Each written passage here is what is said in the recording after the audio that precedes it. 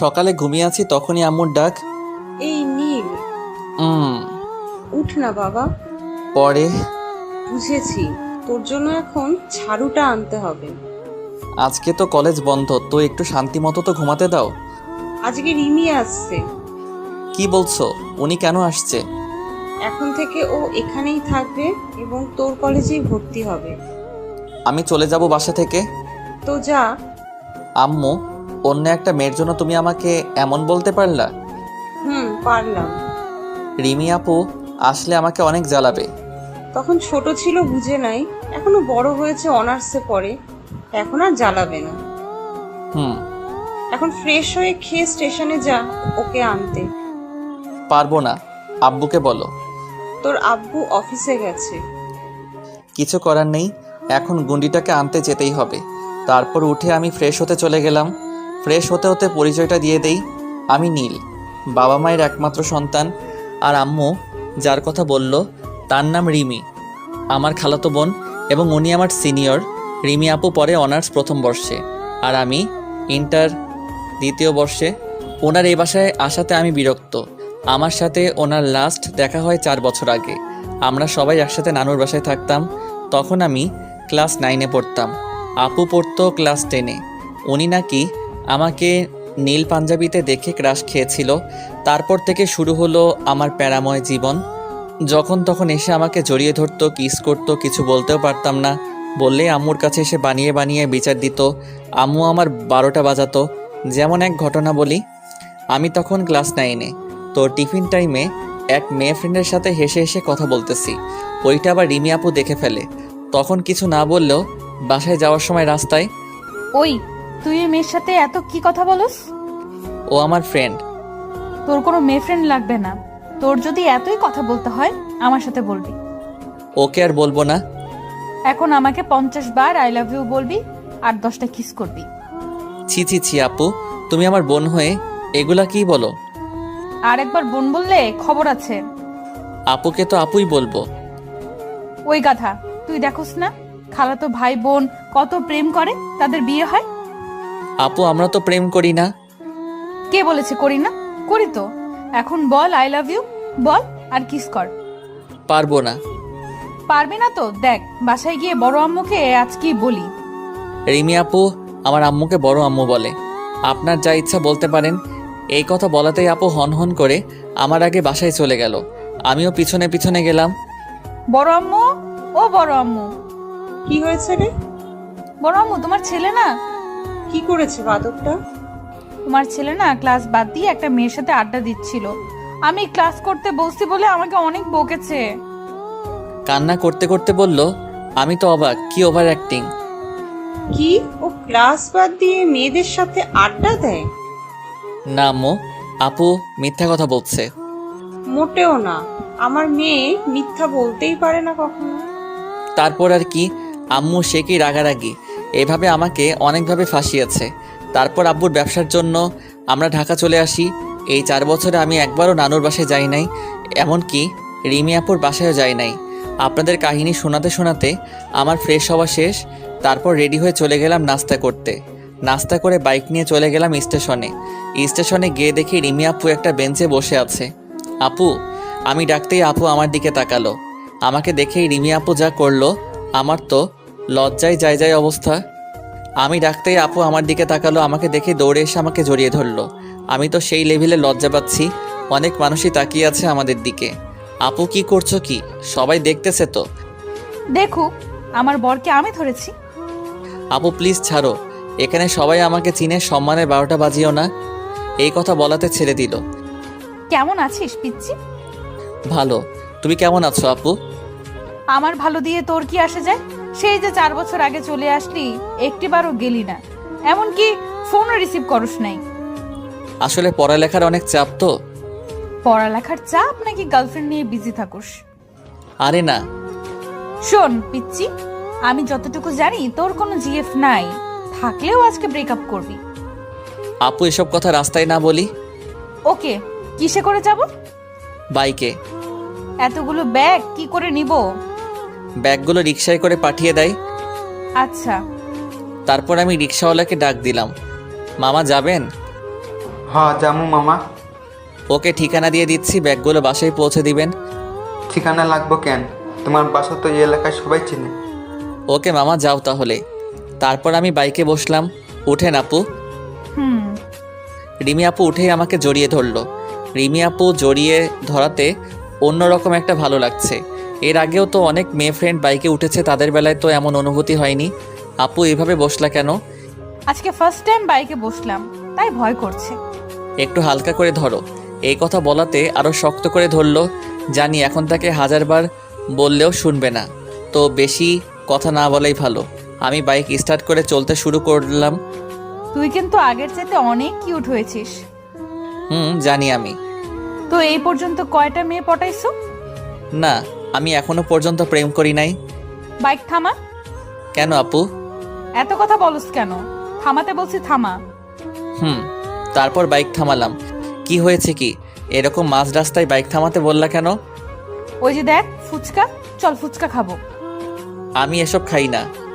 তুই না খেলি আমি খাবো, তুই দেখবি। চল এখন এত কথা না বলে। চলেন। তারপর আমরা ফুচকার দোকানে গেলাম। ফুচকার দোকানে গিয়ে একটা বেঞ্চে বসলাম। মামা, 1 প্লেট ফুচকা দেন তো। আরে নীল বাবা যে, কোথায় থাকো? এখন বেশি আসো না যে। একটু ব্যস্ত থাকি পড়াশোনা নিয়ে, তাই তেমন আশা হয় না। একটু বসো, আমি এমনি দিচ্ছি। তারপর বসে বসে আমি আর রিমি আপু কথা বলছি। তখন এক ছোট ভাই আসলো, ওর নাম শান্ত। শান্ত এসেই বলল, আরে নীল ভাইয়া যে। হুম। তা এটাকে ভাইয়া ভাবি নাকি? একটা থাপ্পড় দিয়ে সব দাঁত ফেলে দিব বেয়াদ্দব। আমি তোমার ভাবি, তোমার নীল ভাইয়ার বউ। আমি আগেই জানতাম, কারণ ভাইয়া কোনো মেয়ের সাথে মিশে না, তো স্পেশাল কাউকে ছাড়া তো আর ফুচকা খেতে আসবে না। তুই সত্যি একটু বেশি বুঝোস। এটা আমার খালাতো বোন রিমি আপু, আর আপু এটা আমার কলেজের ছোট ভাই শান্ত। দেখছো কি ফাজিল, হবু বউকে কি কেউ আপু বলে? আপু ফাইজলামি বাদ দাও তো। আচ্ছা শান্ত, তুই এখন যা, আমি তোর সাথে পরে কথা বলবো। ওকে ভাই, বাট ট্রিট কিন্তু দিতে হবে। যা, দিব তো ট্রিট। তারপর শান্ত চলে গেল। তখনই রিমি আপু বলল, আচ্ছা নীল, ফুচকালা মামা যে বললো এর আগে অনেক এসেছিস, এখন কম আসিস, তার মানে আগে গার্লফ্রেন্ড নিয়ে আসতি? আরে না, মাঝে মাঝে ফ্রেন্ডের সাথে আসতাম। ছেলে নাকি মেয়ে ফ্রেন্ড? ছেলে ফ্রেন্ড আর আমার কোনো মেয়ে ফ্রেন্ড নেই। আর মাঝে মাঝে মেয়েদের সাথে আসলেও এগুলো বন্ধুর গার্লফ্রেন্ড। ও। কথা বলতে বলতে ফুচকা চলে আসলো। তারপর রিমি আপু 3 প্লেট ফুচকা খেলো। একটা জিনিস বুঝলাম না, মেয়েরা এত ফুচকা কেন পছন্দ করে? হয়তো ফুচকাই টক থাকে তার জন্য। তারপর বিল দিয়ে আমি আবার বাইক স্টার্ট করলাম। রিমি আপু আবার আগের মতোই জড়িয়ে ধরে বসে আছে। এইবার কিছু বললাম না, কারণ আপু জড়িয়ে ধরলে আমার ভালোই লাগে। তারপর আপু বলল, আচ্ছা এখানে সবাই তোকে চিনে কি করে? আস্তে আস্তে সব বুঝতে পারবা। ও, আবার বখাটে হোস নাই তো?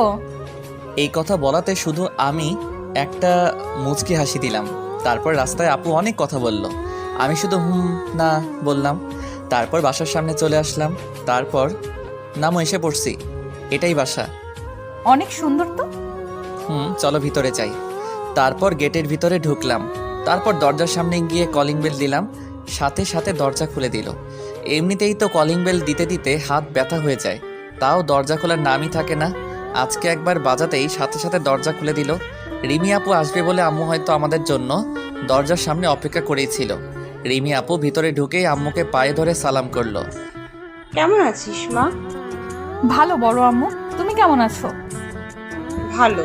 কত বড় হয়ে গেছিস, আর দেখতেও তো আগের চাইতে অনেক মিষ্টি হয়েছিস।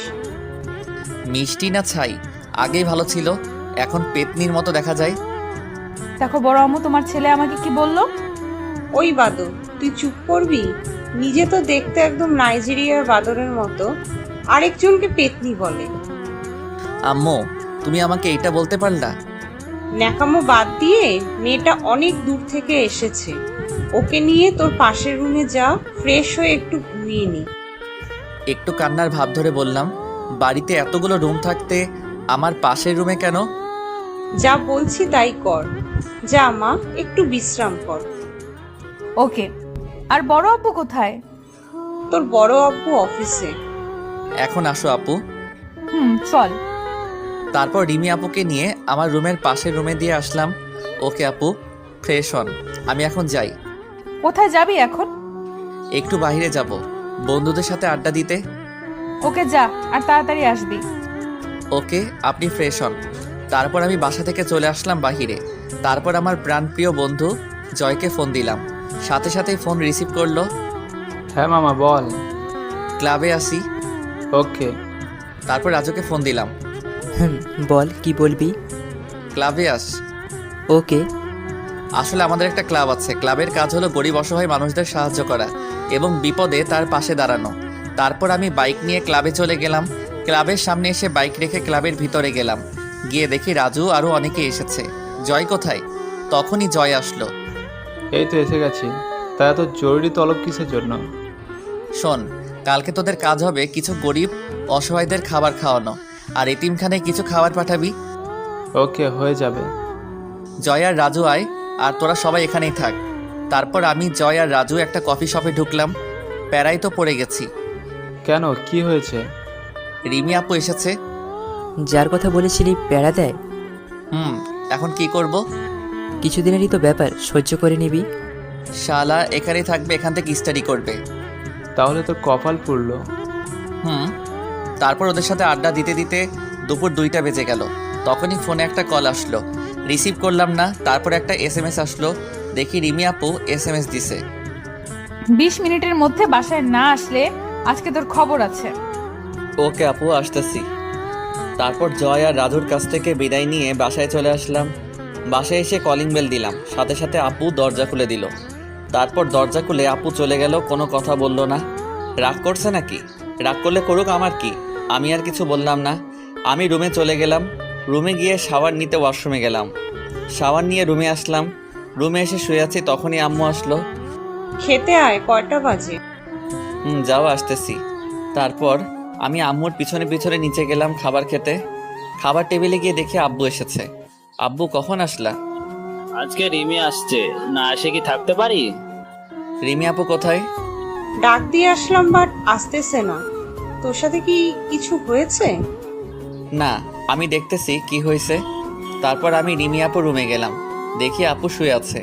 আপু, খাবা না? আমি খেলেই বা তোর কি, না খেলেই বা কি? অনেক কিছু, তুমি আমার আপু তো।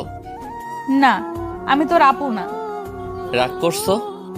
জানি না। কি করলে রাগ ভাঙবে? আমাকে কখনো আপু বলতে পারবি না। এটা পসিবল না। কেন? দেখো আপু, তুমি আমার সিনিয়র। সবার সামনে তোমাকে আপু না বললে কেমন দেখা যায়? ওকে, সবার সামনে বলতে হবে না। যখন আমরা দুজন থাকবো তখন বলবি শুধু। ওকে, এখন চলো, অনেক ক্ষুধা লাগছে। চল। তারপর আমি আর রিমি আপু খাবার টেবিলে চলে আসলাম। খাবার টেবিলে আসার পর আম্মু বলল, আমি আর তোর বড় আব্বু এত ডাকলাম, তখন আসলি না। আর নীল একবার বললো, তাতেই চলে আসলি। আসতে চাইনি, জোর করে নিয়ে আসছে। নাকি কাহিনী অন্য কিছু? আম্মু এত কথা বলো না তো, অনেক ক্ষুধা লাগছে। তারপর খাওয়া শেষ করে আমি আমার রুমে চলে আসলাম। রুমে এসে শুয়ে পড়লাম। শুয়ে ঘুমিয়ে পড়লাম। বিকালে রিমি আপুর ডাকে আমার ঘুম ভাঙলো। এই নীলোট, আর কত ঘুমাবি? যাও তো আপু, এখন ডিস্টার্ব করো না। ওই কুত্তা, আবার আপু বললি? এখন যাও, ঘুমাতে দাও। তারপর আপু আর কিছু বলল না, চলে গেল। আমিও ঘুমিয়ে পড়লাম। সন্ধ্যায় আমার ঘুম ভাঙলো। ঘুম থেকে উঠে দেখি মোটামুটি অন্ধকার হয়ে গেছে। তখনই আমার মনে পড়লো রিমি আপু তো আমাকে বিকালে ডেকে গেছে। কিছু বলে তো আবার রাগিয়ে দেয়নি। ঘুমে থাকলে তো আমি কি রেখে কি বলি নিজেও জানি না। তারপর আমি রিমি আপুর রুমে গেলাম। রুমে গিয়ে দেখলাম রিমি আপু শুয়ে আছে শাড়ি পরে। শাড়ির আঁচল এলোমেলো হয়ে আছে, মনে হয় কান্না করছে। রিমি, এখন আর আপু বললাম না। আপু কোনো উত্তর দিল না। আমাকে দেখে অন্যদিকে মুখ করে শুয়ে পড়ল। রিমি, কি হয়েছে কি? এই অবস্থা কেন তোমার? সেটা তুই জানি কি করবি? তুই যা, ঘুমা। বুঝলাম ঘুমের মধ্যে কিছু বলেছি, তখন ঘুমিয়েছিলাম, সরি। যা তো এখান থেকে। সত্যি চলে যাব? জানি না। বুঝলাম অনেক অভিমান করেছে, সরি, আর কখনো হবে না। তো আমি কি করব? আমি এইবার আপুর মাথার কাছে গিয়ে বসলাম। কান্না করছো কেন? কুত্তা, জানিস আমি কত কষ্ট করে সেজেছিলাম তোর সাথে আজকে ঘুরতে যাব বলে, আর তুই তখন আমাকে ধমক দিয়ে তাড়িয়ে দিলি। সরি। সরি বললে হবে না। তো কি করতে হবে? তারপর রিমি আপু যা বলল তা শুনে একটু অবাকই হলাম। এখন আমাকে জড়িয়ে ধরে 10 বার আই লাভ ইউ বলতে হবে। আগের মতোই রয়ে গেলে একটু বড় হলে না? বলবি কি না বল? জড়িয়ে ধরতে পারবো না। যা, তোর ধরতে হবে না।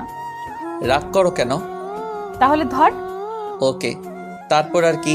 জড়িয়ে ধরে 10 বার আই লাভ ইউ বললাম। হয়েছে এখন? না, আর কি করতে হবে? এখন কিস করতে হবে। ওই, তুমি কি আমার গার্লফ্রেন্ড নাকি বউ যে তোমাকে কিস করব? আমি তোর বউ। কবে হলা? যেদিন থেকে আমি তোকে ভালোবাসি। এখন বল, কিস করবি কি না? তারপর রিমি আপুকে কাছে এনে ঠোঁটের সাথে ঠোঁট মিলিয়ে দিলাম। সাথে সাথে আপু আমাকে জড়িয়ে ধরলো অনেক শক্ত করে। আপু তো পাগলের মতো আমার ঠোঁট চুষেই যাচ্ছে, ছাড়ার কোনো নামই নেই। এদিকে আমার নিঃশ্বাস বন্ধ হওয়ার অবস্থা। আমি রিমি আপুকে জোর করে ছাড়িয়ে নিলাম। ছাড়িয়েই আমি হাঁপাচ্ছি। আমি বিছানায় শুয়ে পড়লাম। এই এতটুকুতেই হাঁপিয়ে গেলি?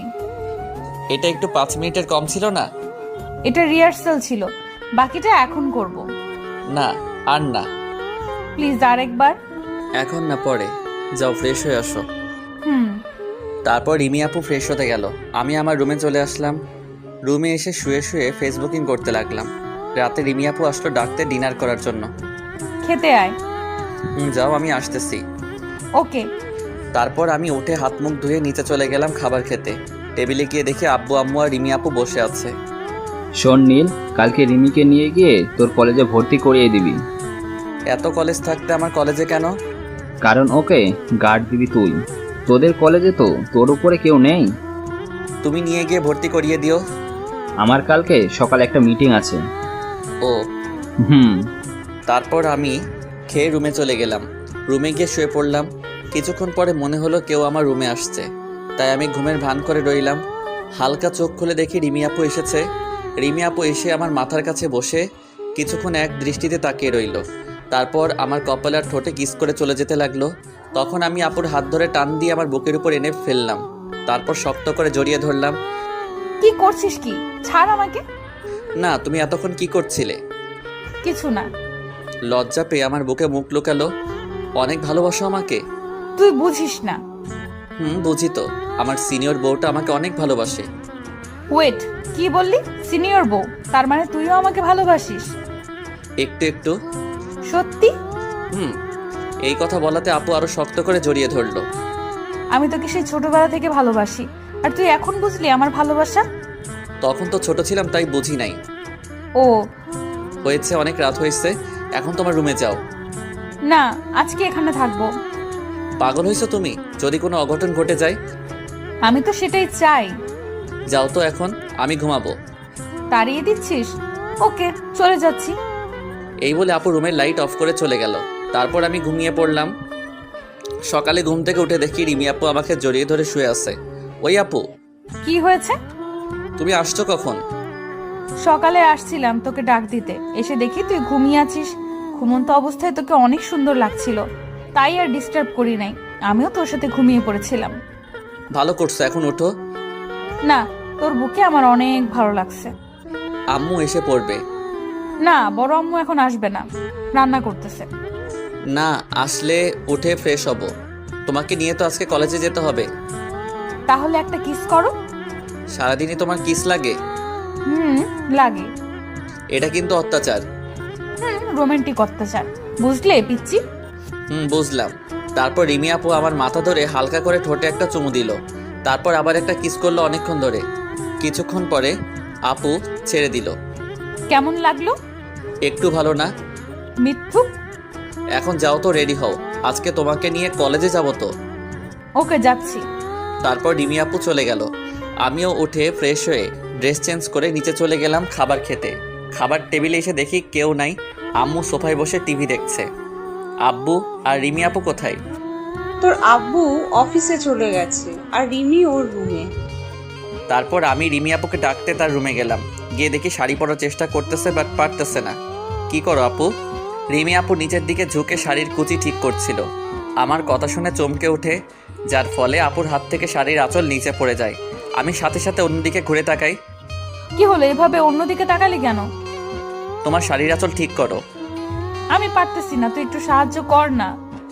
আমি পারি না। তোর পারতে হবে না, তুই শুধু কুচিটা ঠিক করে ধরে রাখবি। আচ্ছা। তারপর আমি গিয়ে রিমি আপুর কুচি ধরলাম। আপু শাড়ির আঁচল ঠিক করতে লাগলো। ঠিক করা শেষে বলল, কুচিটা দিয়ে দে তুমি দাও, পারবো না। প্লিজ, দিয়ে দে। তারপর আমি রিমি আপুর কুচিটা দেওয়ার সময় আপু শিউরে উঠে আমাকে জড়িয়ে ধরলো। তারপর আমি রিমি আপুর কানে কানে বললাম, তোমার নাভিটা দেখে না আমার একটা কিস করতে ইচ্ছে করতেছে। যা কুত্তা এখান থেকে। কি হলো আবার? আমার বুঝি লজ্জা করে না? বাহ, তোমার আবার লজ্জাও আছে? হুম, অনেক। এখন ছাড়ো, চলো খেতে চলো। না, কেন? লজ্জা করতেছে। ওরে আমার লজ্জাবতী রে, চলো তো এখন। ওকে চল। তারপর আমি আর রিমি আপু নিচে চলে গেলাম। নিচে গিয়ে আমি আর আপু খেয়ে যার যার রুমে চলে গেলাম। আমি রুমে গিয়ে জয় আর রাজুকে ফোন করলাম। হ্যালো জয়। বল। কোথায় তুই? বাসায়। তাড়াতাড়ি কলেজের সামনে আয়। ওকে। তারপর রাজুকেও একই কথা বললাম। তারপর আমি বাইক বাহির করে বাসার সামনে দাঁড়ালাম। একটু পর রিমি আপু আসলো। আপুকে দেখে তো আমি অবাক। একটা মেয়ে এতটা সুন্দর হতে পারে তা হয়তো রিমি আপুকে না দেখলে বুঝতামই না। ওই, এভাবে কি দেখিস? চুপ। ওই, ও তুমি এসেছো? আমি আসছি কখন মানে? এভাবে কি দেখছিলি? তোমাকে। সময় তো শেষ হয়নি, সারা জীবনই দেখতে পারবি।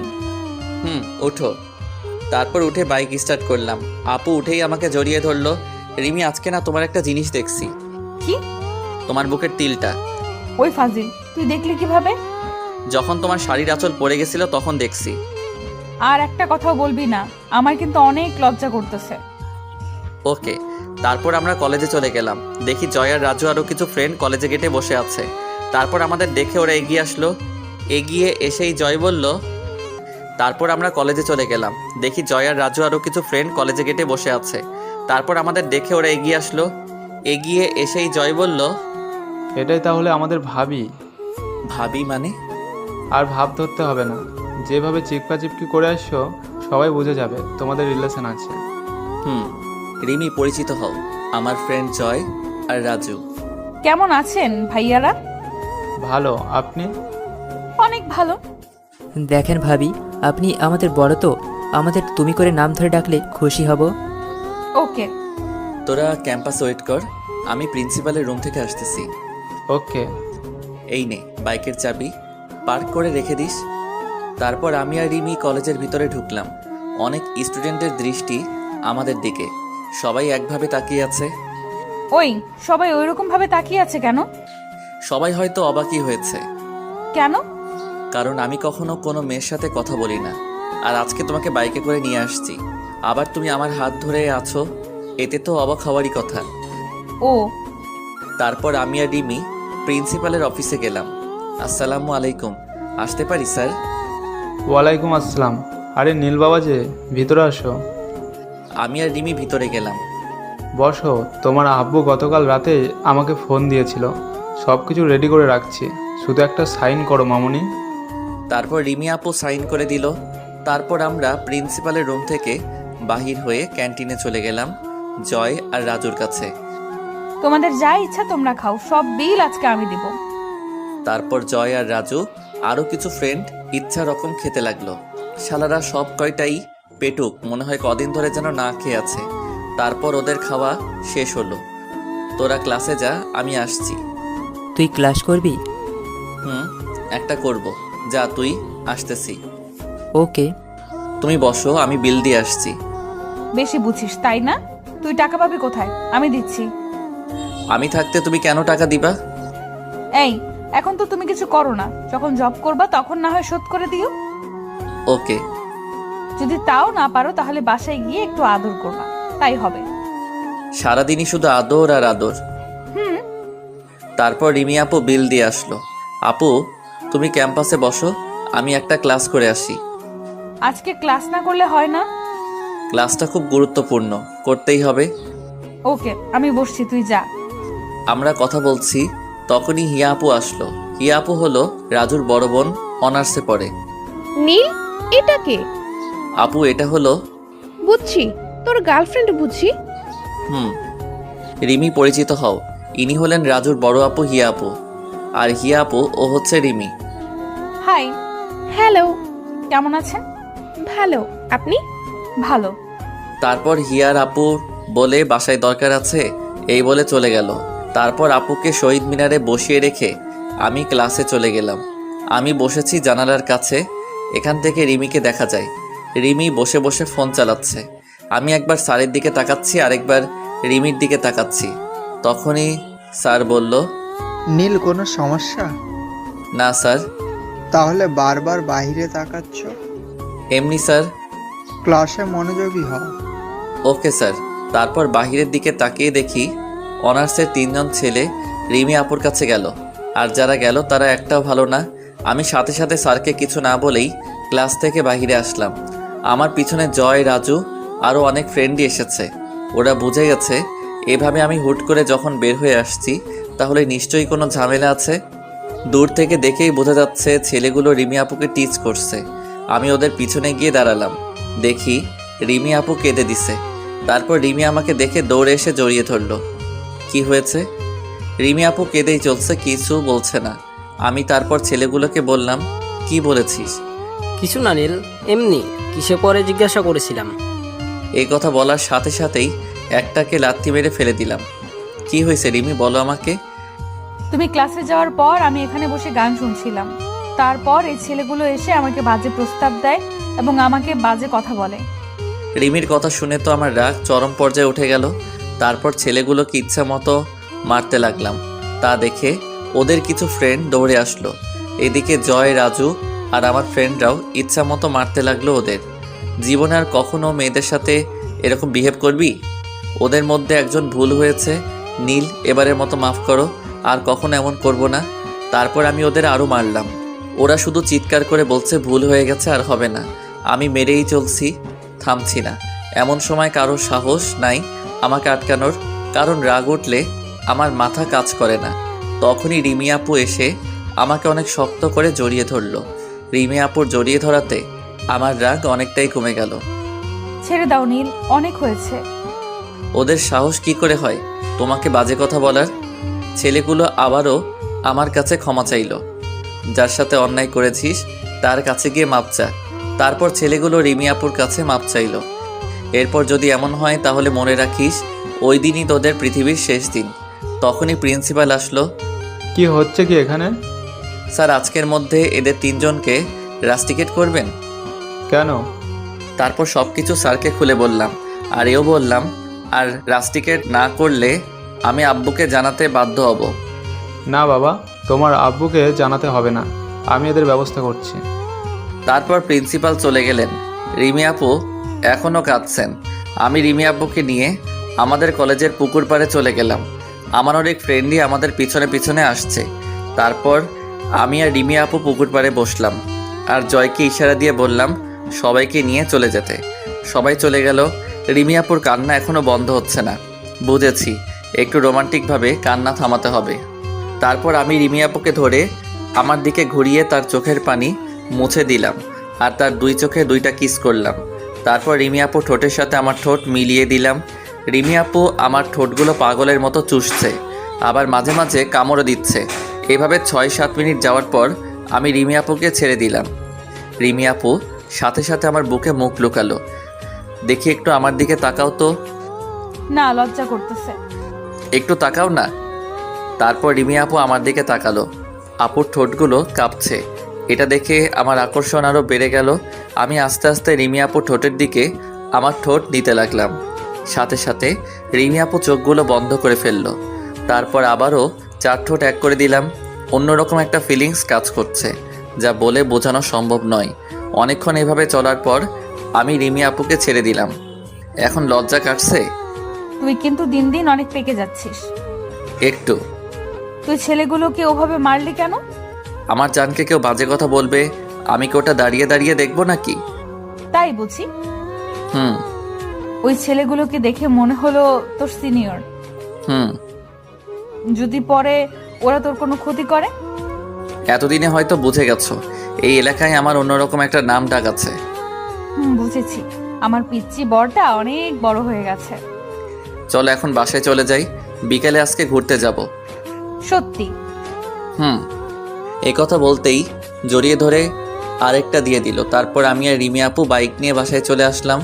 বাসায় এসে যে যার রুমে চলে গেলাম। আমি রুমে গিয়ে শাওয়ার নিয়ে এসে একটু গেম খেলছিলাম। তখনই রিমি আপু আসলো খাবার জন্য ডাকতে।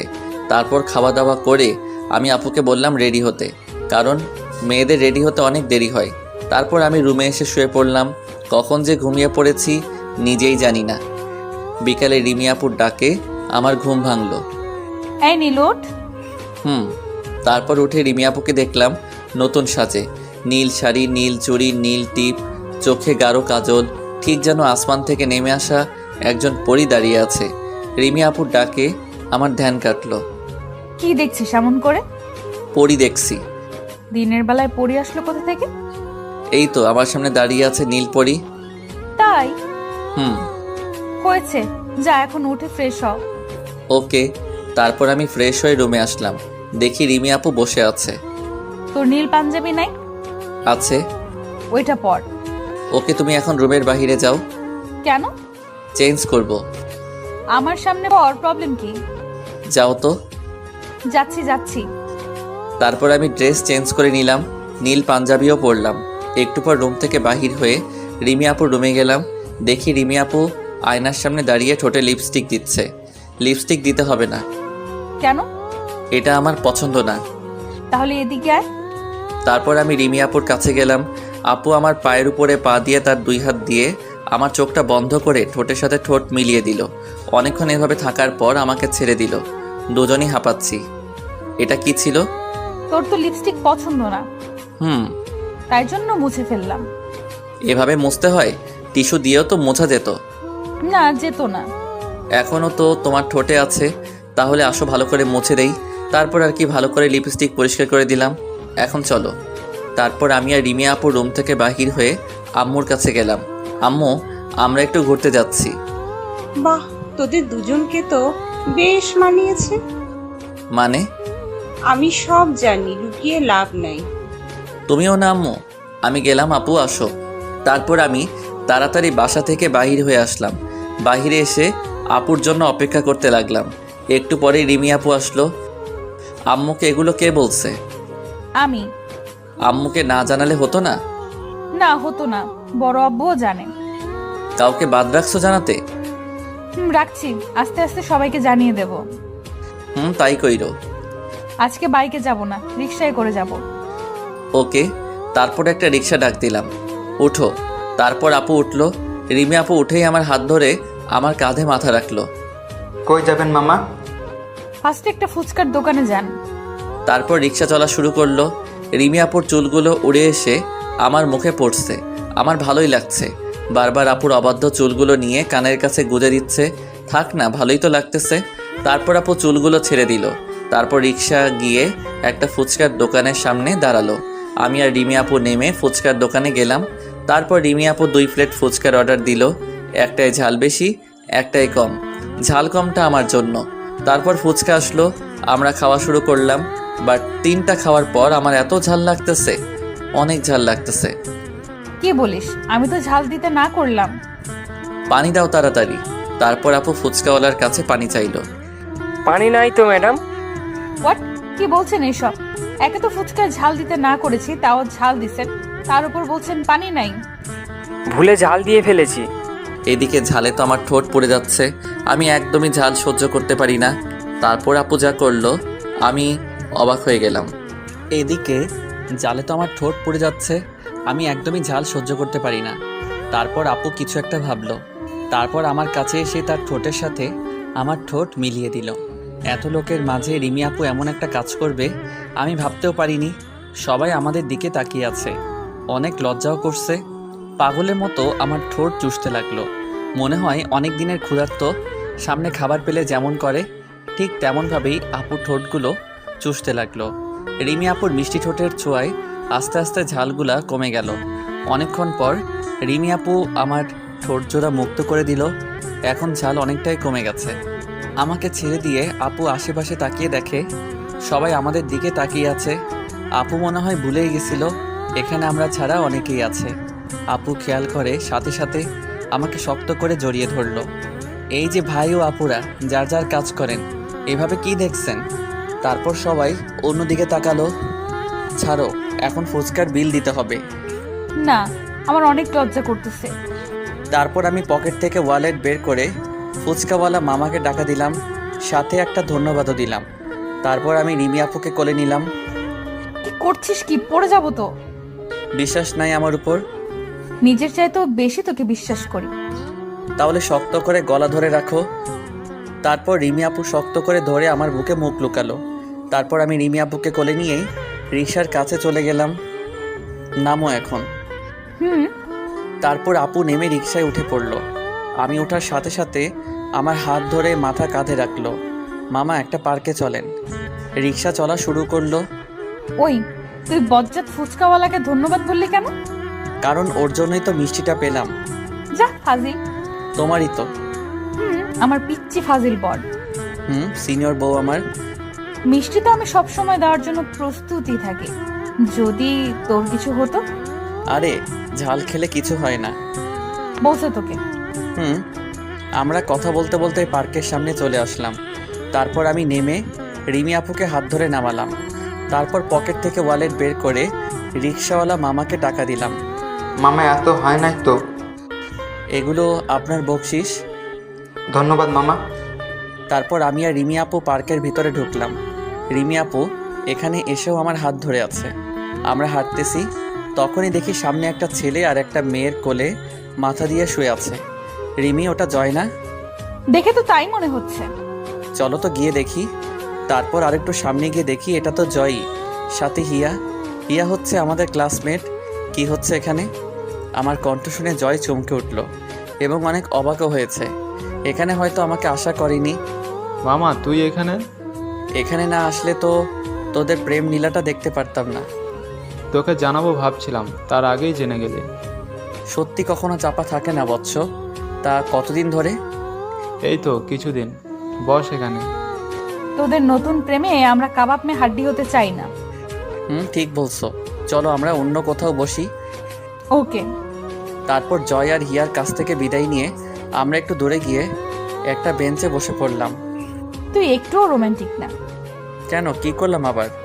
দেখ তো জয়, মেয়েটার কোলে মাথা দিয়ে শুয়ে আছে। এই কথা বলাতেই আমিও রিমি আপুর কোলে মাথা দিয়ে শুয়ে পড়লাম। আপু আমার মাথায় হাত বুলিয়ে দিতে লাগলো। তারপর আমরা গল্প করতে লাগলাম। কিছুক্ষণ পরেই সন্ধ্যা হয়ে গেল। চলো এখন বাসায় চলে যাক। আর একটু থাকি না। রাত হয়ে গেছে, আম্মু টেনশন করবে। তাহলে চল। তারপর আমি আর রিমি আপু পার্কে থেকে বাহির হয়ে রাস্তায় চলে আসলাম। এখন আর রিক্সা ডাকিস না।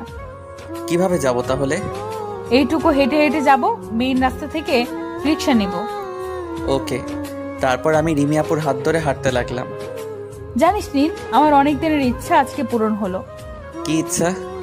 এই যে রাতের বেলা প্রিয় মানুষটির হাত ধরে হাঁটা। ও। তারপর আমরা কথা বলতে বলতে মেইন রাস্তায় চলে আসলাম।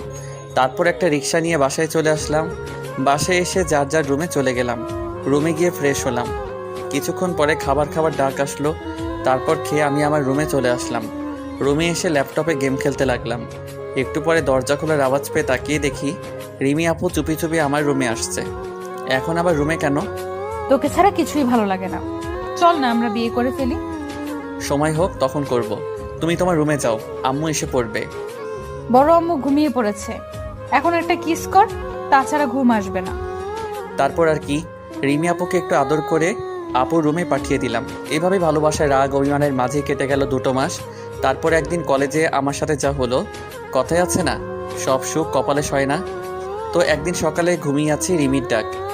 এই নীল, উঠো, কলেজে যাব। একটু পরে। উঠবি না? যাও, এখন ঘুমাবো। তারপর রিমি আর কিছু বলল না, মনে হয় চলে গেছে। আমি আবারও ঘুমিয়ে পড়লাম। একটু পরে মনে হয় আমার নিঃশ্বাস বন্ধ হয়ে আসছে। চোখ খুলে দেখি রিমি আপু আমার নাক ধরে আছে। কি হয়েছে? ওঠ, কলেজে যাব। তারপর আমি উঠে ফ্রেশ হয়ে রিমি আপুকে নিয়ে কলেজে চলে গেলাম।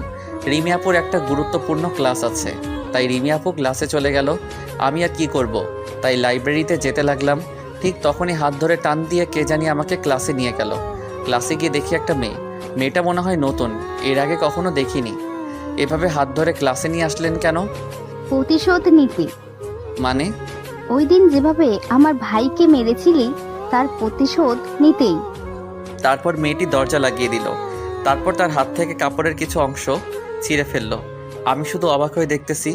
তারপর মেয়েটি চিল্লানি শুরু করলো, হেল্প, বাঁচাও আমাকে। মেয়েটির চিল্লানি শুনে অনেকেই ক্লাসের দরজা ধাক্কাচ্ছে। তারপর মেয়েটি দৌড়ে গিয়ে রুমের দরজা খুলে ওই দিন যাকে মেরেছিলাম ওই ছেলেটাকে জড়িয়ে ধরলো।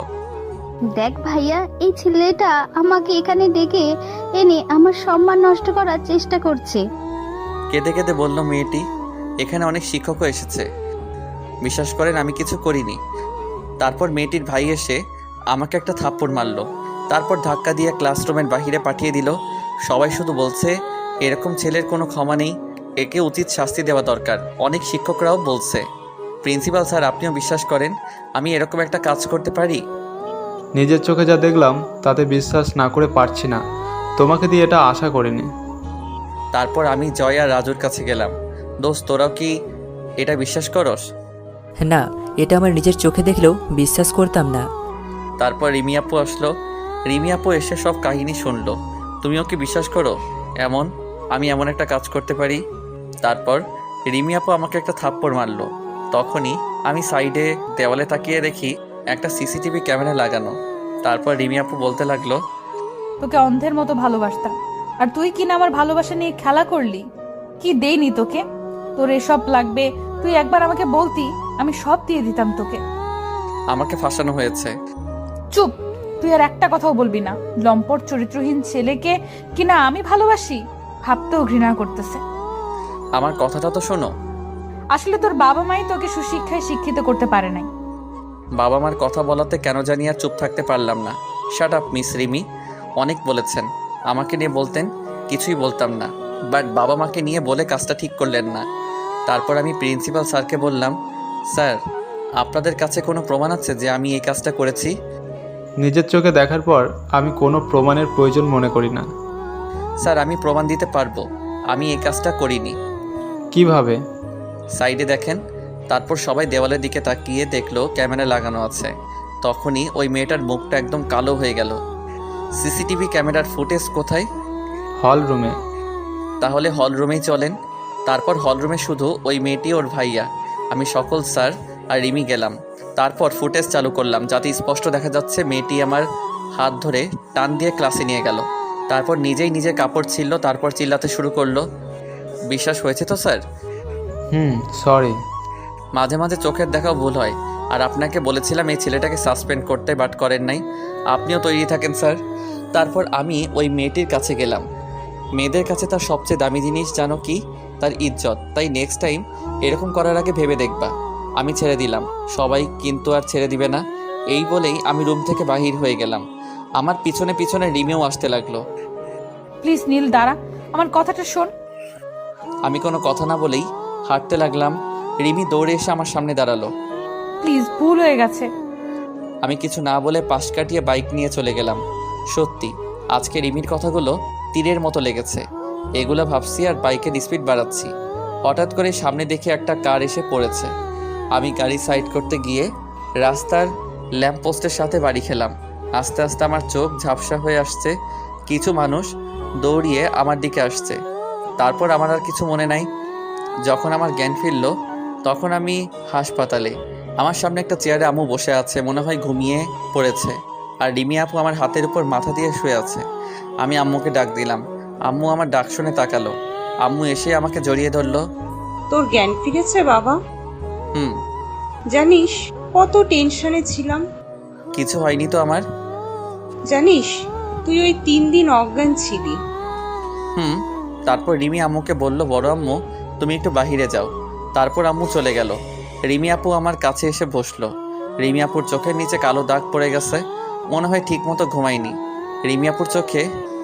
প্লিজ মাফ করে দে। কে আপনি? আর কখনো অবিশ্বাস করব না। আম্মু। আমার ডাক শুনে আম্মু আসলো। আব্বু কোথায়? একটু আগে অফিসে গেল।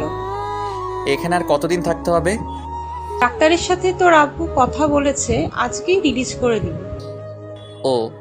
তারপর আমি বাসায় চলে আসলাম। পায়ে অনেক ব্যথা পেয়েছি, হাঁটতে সমস্যা হচ্ছে। তারপর রিমি আপু ধরতে আসলো। প্লিজ এই চরিত্রহীন ছেলেকে টাচ করার কোনো দরকার নাই। ওই কথা নিয়ে এখনো পড়ে আছিস? প্লিজ আপনি যান এখান থেকে। তারপর রিমি আপু কান্না করতে করতে বাসার ভিতরে চলে গেল। তারপর আম্মু আমাকে ধরে রুমে নিয়ে গিয়ে শুইয়ে দিল। দেখ তোদের কি হয়েছে আমি জানি না, বাট মেয়েটা তোকে অনেক ভালোবাসে, ওরে আর কষ্ট দিস না। এসব কথা এখন না বলি। তারপর আম্মু রুমে চলে গেল। এভাবে চলে গেল 15 দিন। এই কদিনে রিমি আপুকে অনেক ইগনোর করেছি এবং অনেক কষ্ট দিয়েছি, কখনো আমার কাছে আসতে দেয়নি। এখন আমি অনেকটাই সুস্থ, তাই ভাবলাম আজকে কলেজে যাব। তারপর আমি রেডি হয়ে কলেজের জন্য বের হচ্ছি, তখনই রিমি আপু আসলো। কই যাচ্ছিস? কলেজে। একটু ওয়েট কর, আমিও যাব। সরি, একটু কাজ আছে, তাড়াতাড়ি যেতে হবে। তারপর আমি কলেজে চলে আসলাম। জয় আর রাজু এখনও আসে নাই। আমি কলেজে এসে মাঠে বসে ফোন টিপতে লাগলাম। তখন একটা মেয়ে এসে আমার পাশে বসলো। মেয়েটা হয়তো নতুন, আগে কখনো দেখিনি। এই যে মিস্টার, আমাকে বলছেন? আপনাকে ছাড়া তো কাউকে দেখি না। বলেন। আপনার নাম? নীল। আপনার? মাহিয়া। ও। আমরা কি ফ্রেন্ড হতে পারি? Okay friends. এটা বলেই মাহিয়ার হাতটা বাড়িয়ে দিল। তারপর আমি মাহিয়ার সাথে হ্যান্ডশেক করলাম। তখনই রিমি আপু আসলো। বাহ, এটাই তোর দরকারি কাজ? না। আমি না হয় একটা ভুল করেই ফেলেছি, তাই বলে এইভাবে কষ্ট দিবি? আর মেয়েটা কে? গার্লফ্রেন্ড। সত্যি? তারপর রিমি আপু আর কিছু না বলে চলে গেল। বুঝলাম না এই কথা শোনার পরেও রিমি আপু এভাবে চুপ থাকলো কি করে। এটা কে? আর ওনাকে গার্লফ্রেন্ড বললেন কেন? তারপর মাহিয়াকে সব কথা খুলে বললাম। সব শুনে মাহিয়া বলল, আপুটা আপনাকে অনেক ভালোবাসে, আর কষ্ট দিয়েন না। আর ভালোবাসার মানুষকে ওই অবস্থায় দেখলে যে কারো মাথা নষ্ট হয়ে যাবে। তারপর আমি ক্লাসে চলে গেলাম। ক্লাসে গিয়ে 2টা ক্লাস করে চলে আসলাম ক্যাম্পাসে।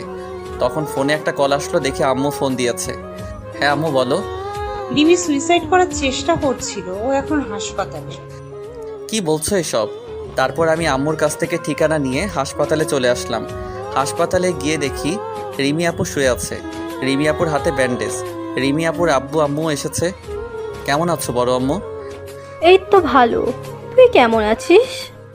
তারপর আম্মু আব্বু বড় আম্মু আর বড় আব্বু রুমের বাইরে চলে গেল। আমি গিয়ে রিমি আপুর পাশে বসলাম। এমন করার মানে কি? হাত কাটছো কেন?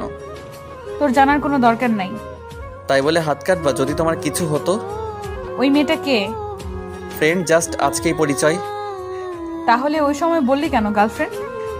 এমনি। এখানে আসছিস কেন? যা এখান থেকে, তোর সাথে আমার কোনো কথা নাই। সরি তো। এতদিন খুব কষ্ট দিছিস, এখন অনেকক্ষণ আদর করবি। ওকে। তারপর রিমি আপুকে অনেকক্ষণ কিস করলাম। যা তো, আব্বু আর বড় আব্বুকে ডাক দে। তারপর সবাই রুমে আসলো। আব্বু, আমি আজকেই বিয়ে করব। আগে তুই সুস্থ হ মা। না, আজকে এখানেই। ওকে মা, তাই হবে। তাই বলে হাসপাতালে বিয়ে? তারপর আর কি, কাজী ডেকে এনে আমাদের হাসপাতালে বিয়ে হয়ে গেল। আমরা বাসায় চলে আসলাম। রাতে রুমে এসে দেখি রিমি বসে আছে। এই এতক্ষণ লাগে আসতে? সরি। সরি দিয়ে কিচ্ছু হবে না, এখন আমার পরিপূর্ণ ভালোবাসা চাই। এই বলে রিমি আমার ঠোঁটে চুমু খেলো। আজকে কিছুই হবে না। তুই বললেই হলো, এখন আমাদের বিয়ে হয়েছে, তোর পুরো শরীরে আমার